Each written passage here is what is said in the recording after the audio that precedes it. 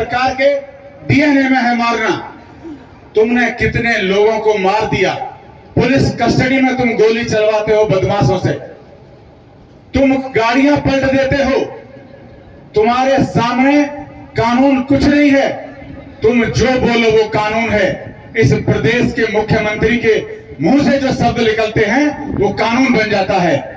और इस प्रदेश के मुख्यमंत्री ने शायद ये सोच लिया है कि मैंने एक एक्सप्रेसवे निकालने की घोषणा कर दी तो इन किसानों की क्या औकात कि मेरे आदेश का उल्लंघन करें। लेकिन मुख्यमंत्री जी ये जान लें, हम जान तो दे सकते हैं पर अपनी जमीन नहीं देंगे। जान देंगे, जान देंगे, जमीन हमारी आपकी।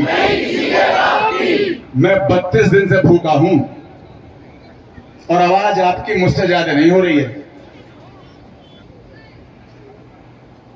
इसलिए जरा ये आवाज उन अधिकारियों के, उस मुख्यमंत्री के कान तक पहुंचनी चाहिए जिसे अहंकार हो गया है सत्ता का, जिसे ये लगता है कि बार बार सरकार हमारी बनती है।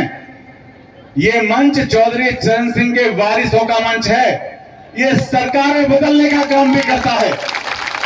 ये मंच ये नहीं कहेगा कि वोट किसी को दे दो, ये मंच ये भी कहेगा कि इन भ्रष्ट सरकार को इसको वोट मत देना, इस जालिम सरकार को वोट मत देना। और एक नारा ये भी है, आज से लगाना सीख लो, जो सरकार निकम्मी है वो सरकार बदल ली है।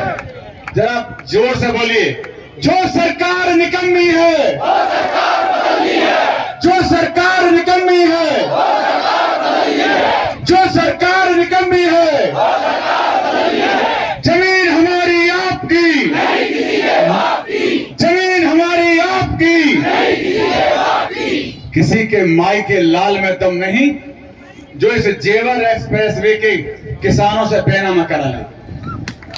मैं छाती ठोक कर कहता हूं, छाती ठोक कर कहता हूं, मुझे विश्वास है उस परम पिता परमेश्वर पर और इन किसानों पर। किसी भी दबाव में मत आ जाना,